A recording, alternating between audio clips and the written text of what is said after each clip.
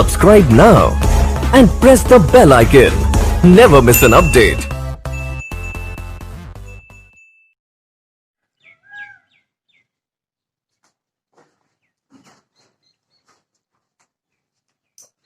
Good morning everyone.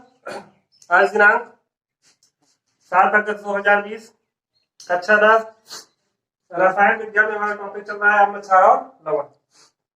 इसमें हम पिछली कक्षा में पीएच से संबंधित सवाल कंप्लीट कर चुके थे। आज हम पढ़ेंगे अम्लों के गुण। ठीक है, आज हमको क्या पढ़ना है? अम्ल के गुण। इसके बाद पढ़ेंगे क्षार के गुण पढ़ेंगे, फिर सूचक पढ़ेंगे, सूचक क्या होते हैं, और फिर पढ़ेंगे लवण और लवण के प्रकार और उनके गुण। देखिए, आज हमको क्या पढ़ना है? अम्लों के गुण।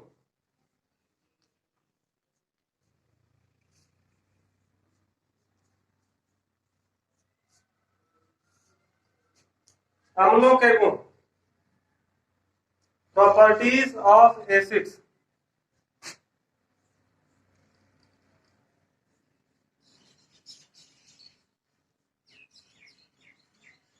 Properties of acid.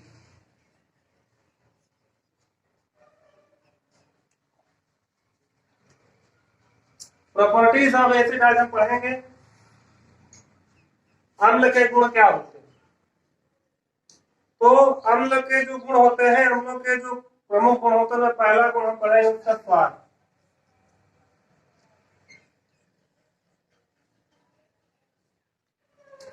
देखिए, प्रमुख गुणों में पहला गुण हम क्या पढ़ेंगे? स्वाद। तो आप पिछली कक्षाओं में आप जितना पढ़ चुके हैं, स्टार्टिंग में ही बताया था हमने कि अम्ल ऐसे पदार्थ होते हैं जिनका स्वाद क्या होता है? खट्टा होता है। ये आप पिछली कई कक्षा में, छोटी कक्षा में भी पढ़ चुके हैं कि अम्ल का स्वाद क्या होता है? खट्टा होता है। जब टमाटर खाते हैं, टमाटर अम्ल है, उसका स्वाद खट्टा। जितना भी आप पदार्थ खाते हैं और वो खट्टा है, उसमें अम्ल होता है। ठीक है, तो चाहे अम्ल की बात करें तथा चाहे उनके विलयन की बात करें, अम्ल तथा उनके विलयन का स्वाद क्या होता है? खट्टा होता है। जैसे आप नींबू है, नींबू का विलयन क्या होता है? खट्टा होता है। तो स्वाद में क्या बात आती है? आप पहले ही पढ़ चुके हैं कि अम्ल का स्वाद क्या होता है? खट्टा होता है। चाहे अम्ल की बात करें, चाहे उसके विलयन की बात करें, अम्ल तथा उसके विलयन का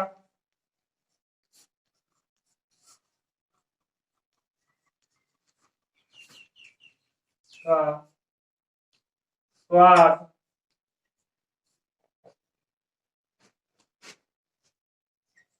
खट्टा होता है। अब ये पहले भी आप क्या कर चुके हैं, इसे आप पढ़ चुके हैं।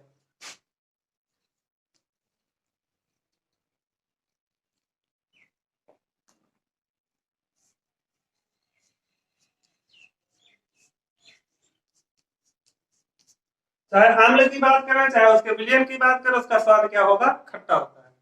दूसरी बात अब हम पढ़ते हैं, दूसरा गुण अम्ल की क्षारकता।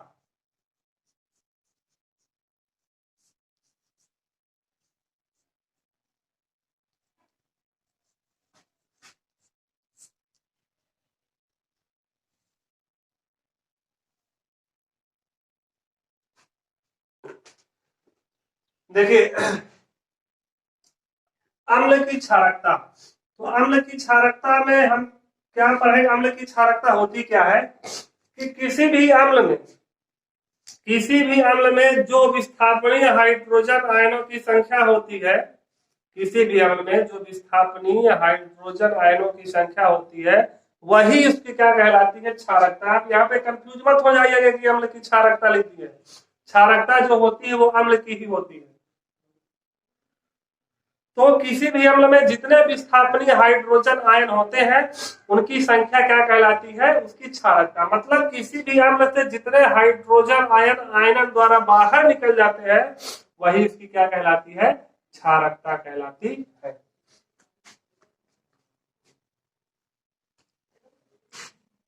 किसी अम्ल में उपस्थित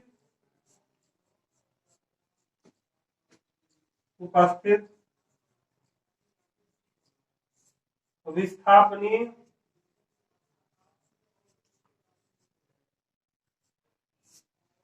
तो विस्थापनीय का मतलब कि उससे जो अलग हो जाते हैं, उससे जो अलग है किसी अम्ल में उपस्थित विस्थापनीय हाइड्रोजन आयनों की संख्या को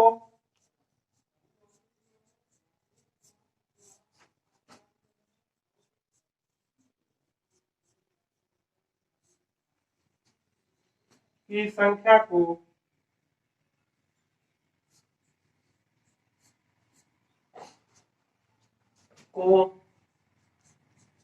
अम्ल की क्षारकता कहते हैं।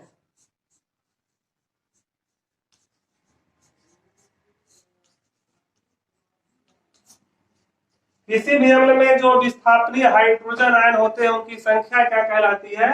अम्ल की क्षारकता। संख्या को अम्ल की क्षारकता कहते हैं।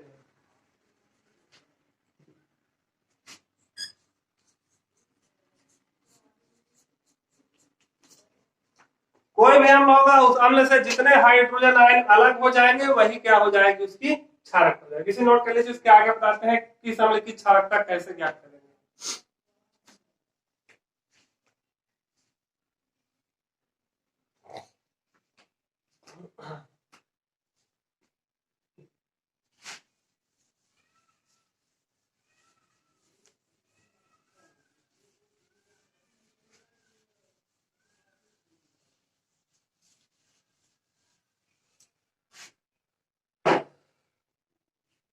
जैसे अब हम अम्ल देखें उनकी क्षारकता देखें, ध्यान दीजिएगा।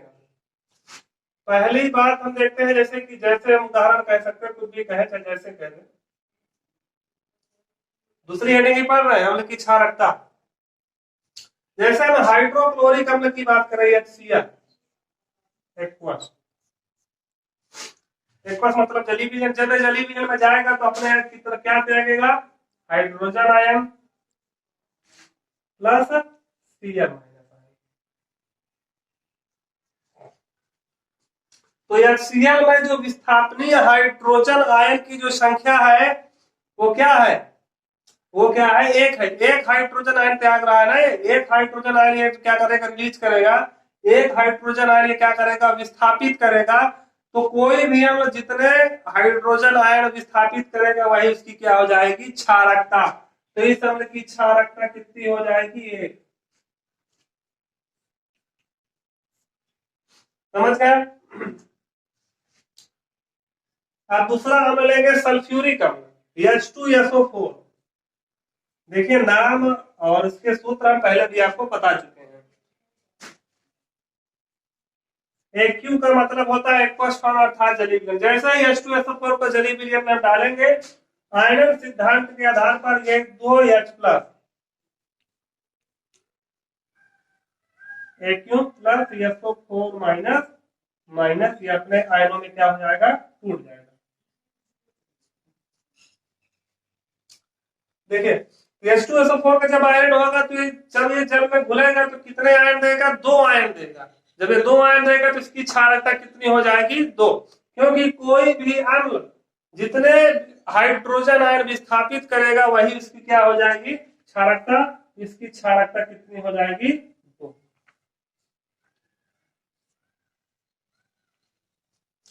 तीसरा है एसिटिक अम्ल या सिरका, जो बहुत पूछा है परीक्षा में कि एसिटिक अम्ल या सिरका की क्षारकता कितनी होती है, या एथेनोइक अम्ल की क्षारकता कितनी होती है। देखिए इसका नाम एसिटिक अम्ल है और इसे सिरका भी कहते हैं, और इसका जो आईयूपीएसी पद्धति में जो नाम होता है वो होता है एथेनोइक अम्ल होता है। तो जब इसका आयनन होता है तो जो ये CH3COO माइनस आयन में टूटता है। किसमें? CH3COO माइनस और H प्लस में। क्योंकि यह एसीटेट आयन में टूटेगा और H प्लस में यह वियोजित होने पर कितना आयन देता है? 1 आयन देता है हाइड्रोजन आयन। सिर्फ विस्थापनीय इसमें है हाइड्रोजन आयन कितने? 3 और 1 4 है, लेकिन विस्थापनीय हाइड्रोजन आयन इसीलिए हम लिखवाया है कि विस्थापनीय। देखें ये अपने सभी हाइड्रोजन आयन विस्थापित कर दिया, क्योंकि इसमें एक था, एक हाइड्रोजन आयन इसने विस्थापित कर दिया। इसके पास 2 हाइड्रोजन आयन थे, इसने दोनों हाइड्रोजन आयन क्या कर दिया? विस्थापित कर दिया। इसके पास 4 हाइड्रोजन आयन, लेकिन विस्थापनीय कितना है? सिर्फ 1 है। तो इस अम्ल की क्षारकता कितनी होगी? 1, क्योंकि यह क्या होगा, सिर्फ एक अम्ल ही क्या करेगा, विस्थापित करेगा। तो इसकी क्षारकता कितनी हो जाएगी, 1। ये क्वेश्चन कई बार पूछ चुका है बोर्ड एग्जाम में, एसिटिक अम्ल या सिरका की क्षारकता कितनी होती है। ये हो गया। अब देखिए अगला यदि हम ले एक H3PO4, H3PO4 का जब आयनाइजेशन होगा तो क्या होगा, ये 3 हाइड्रोजन आयन देगा, ये 3 हाइड्रोजन आयन देगा और ये ऐसे होगा। 3 हाइड्रोजन आयन देने के कारण इसकी क्षारकता कितनी हो जाएगी, 3 हो जाएगी।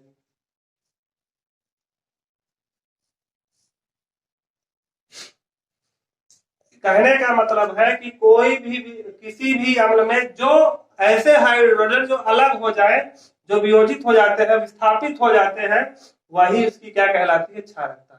HCl में एक था, एक विस्थापित हो गया, H2SO4 में 2 था, 2 के दोनों विस्थापित हो गए।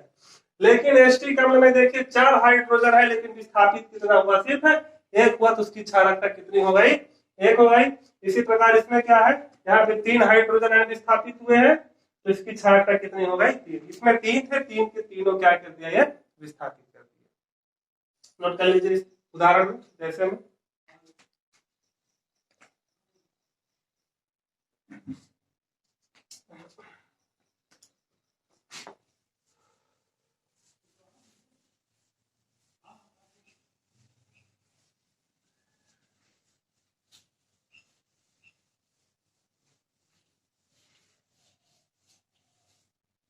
चलिए आज की वीडियो में फिलहाल इतना ही। अब जब हम तीसरी हेडिंग पढ़ेंगे वो पढ़ेंगे वर्गीकरण।